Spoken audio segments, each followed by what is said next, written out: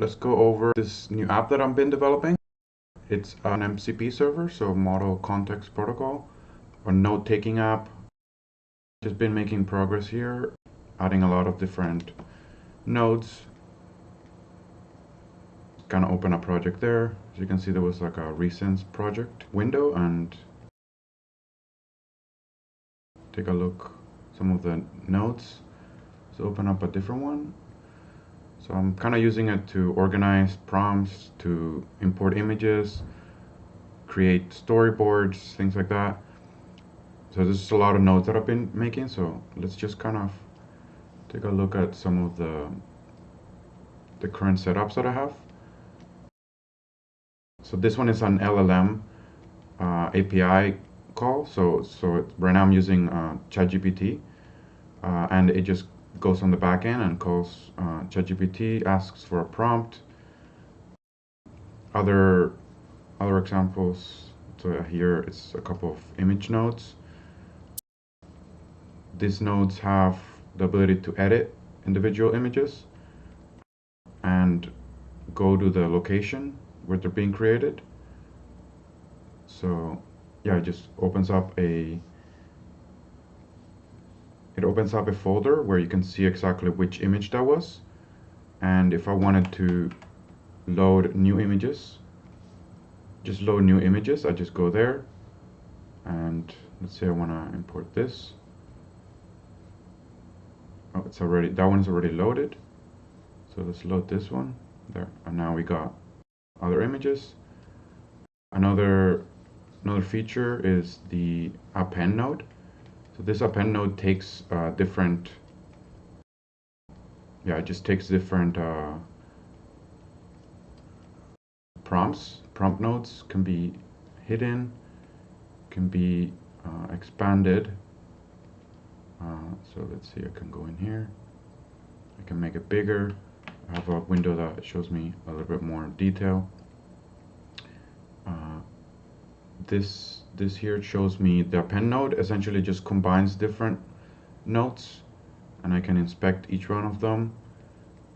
The import node takes in an actual file from anywhere you want, and you can view it a little bit more detail.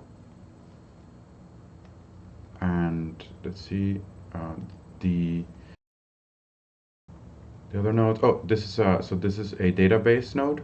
Essentially, it goes and uses a local database for example MongoDB, and then it writes to it, and then you can put it as the output. So then the LLM writes into the database.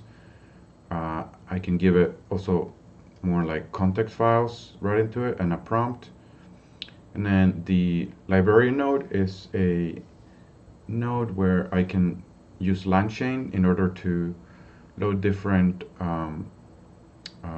just kind of explore different files from a folder location. So if you have a lot of different files, let's see this one, I can type, for example, a query, which is a very simple, search. So I can do, for example, portfolio, and it just gives me a bunch of different files that it finds. So it's kind of like a search engine. Let's see if I can make this bigger. And yeah, there's a bunch of different files that you can see. And then also using Deepseek on the back end, which I'm running right now, I could also type the same thing, but in this context it's just gonna give me a little bit more detail. So essentially I'm compressing all the data into a more compressed data format. So I'm using a vector, and then there it gives me some of the different files that I found and a little bit more context. Another node. Let's see, so then if I add, for example, let's open up a different one, different folder.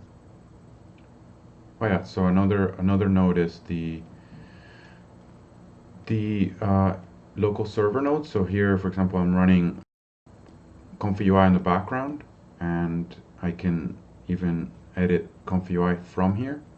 I can make it run and yeah, control some of the things going on. So I just generated an image there, and the other thing, oh, this is a this tree. It's essentially showing me on the left here all the different nodes it um, that it finds in that chain, and the switch node just toggles the different nodes that it prioritizes. That way you can make sort of like a script run. Yeah, here also code, like the Python node shows different, yeah, you can essentially add code into it and just run it here with the run. And yeah, every node has a parameter, so you can edit parameters and add parameters. For example, this one's got different parameters here, and I can reorder them. I can edit them, remove them. Like I can remove that. I can add a new one, and they just update here. You can type in here,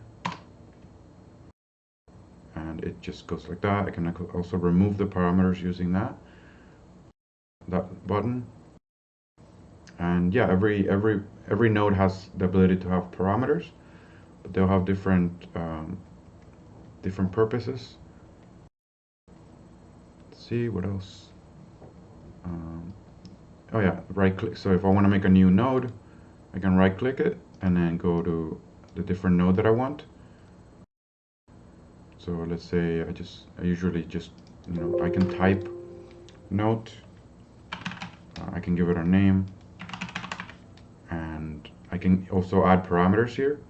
But in this case, I just added a note, and I can, with Control B, I can open that and type. And then there it is. And now I can even resize this. I can just connect it to whatever I want. So let's see, just connect it there. And yeah, the comments. So I can then, for example, give it a comment and type whatever comment I want. Now it's in there. This I can select different nodes inside and move them together. So as you can expect that. I can move individual ones. I can move a single one. And yeah, that's some of the nodes that I've built so far. Let's open back the one that I'm using to create music videos. So in this case, yeah, I usually just do different positive prompts, negative prompts. Then I can manage the images. These are like song generations. So I generate lyrics. Then I can, yeah, manage all the different prompts that I put in, and then all the different images that I use to generate the videos. Yeah, so far it's been pretty useful to organize a lot of the different projects that require prompting and going back and forth.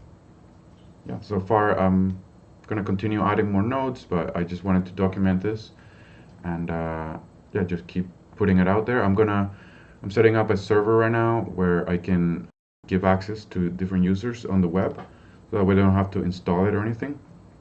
They just sign up and they can just go and grab it. So if you're interested, just get in touch with me and I'll send you a link to get access to this, because it's still pretty early on, but I want to kind of have people try it and stuff like that. So if you're interested, go check it out and let me know.